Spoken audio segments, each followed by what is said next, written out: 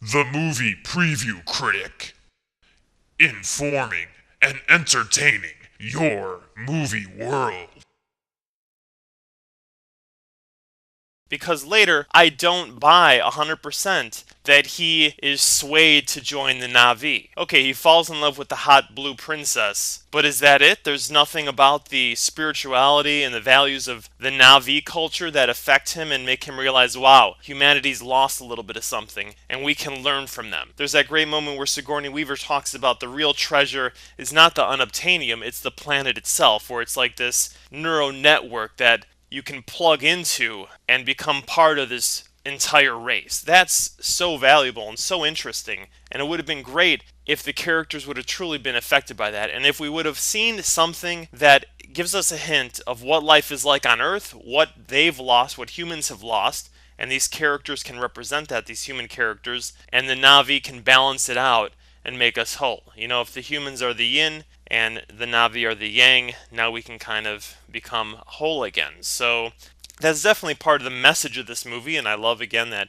this movie has a message. A lot of movies today try to avoid messages and lessons and just our visual experiences. They make us forget about reality for 90 to 120 minutes. But we don't learn anything. We don't get anything out of the lesson. We don't sit around the campfire and hear the warrior's tale of going off to lands we can only dream of visiting and coming back with these stories that give us new ideas and create inspirations and fertilize our dreams, making us want to be something more than we are. I also want to point out the Sigourney Weaver character. When we first meet her, when Jake first meets her, again, we're coming into the theater, into our movie-going Avatar program, into the body of Jake Sully as the main character, and we meet Sigourney Weaver for the first time. She's not very polite to him. She doesn't like him. She thinks that he's just this grunt soldier, and she's really rude to him, but after 3 or 4 scenes, it's like, okay, I'm your best friend now.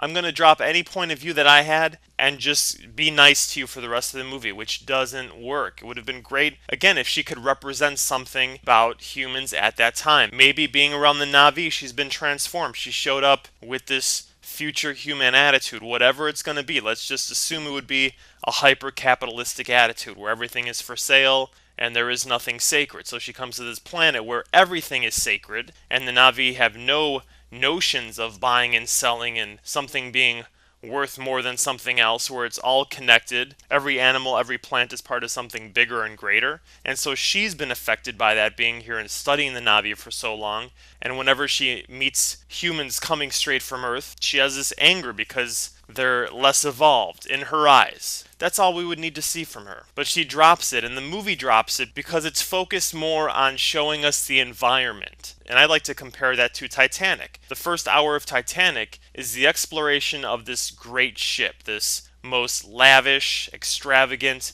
biggest ship ever built at that time. The metaphor of humanity's attitude in the early 1900s. Bigger is better, the hint of the supersizing McDonald's to come, and the attitudes of the rich versus the poor, the upper deck versus the lower deck, making headlines versus doing what's right. There's just so many things in Titanic that work really well that Avatar could have learned from and incorporated. And when you look at Titanic, there's conflict all over the place, whether it's from Rose's mom not liking Jack because she doesn't want this poor kid to stop the marriage of her daughter to a rich man, which ensures the family's security for the future, whether it's Rose's fiancé, played by Billy Zane, who is just really pompous and full of himself and thinks he's the master of the universe because he has a lot of money and he wears a tuxedo and he smokes expensive cigars, to even the builder of the ship. Everyone in that movie has a point of view, which is what needed to be done here. But I think there was a little bit of seduction here on the technology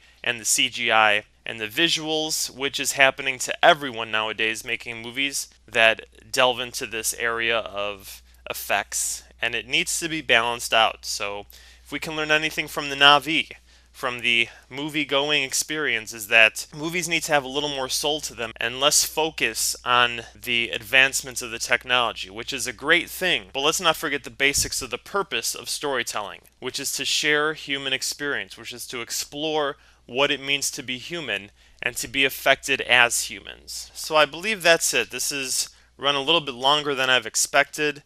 When the movie comes out on DVD, I will do a movie night of that, so that'll be a 3-hour movie night just taking it scene by scene, but just here, these are my overall thoughts. Great movie experience, very unique. You've never seen anything like this before. It's the best use of 3D.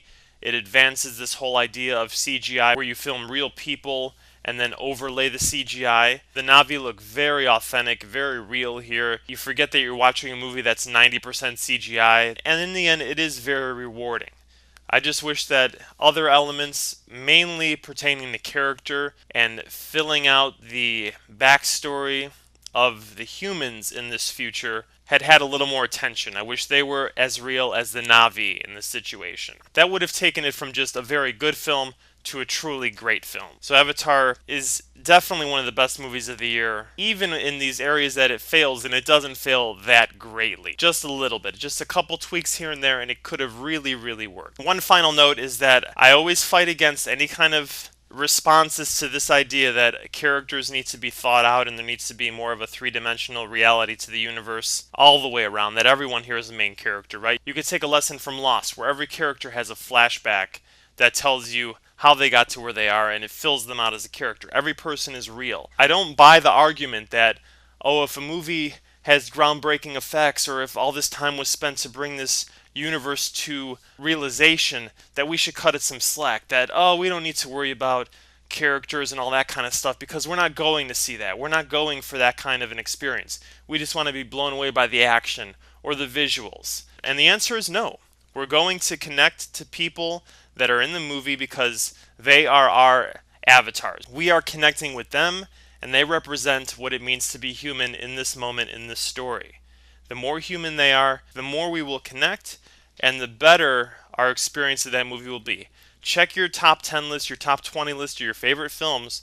More than likely, those films have really established characters with points of view, and a lot of times they go on a journey.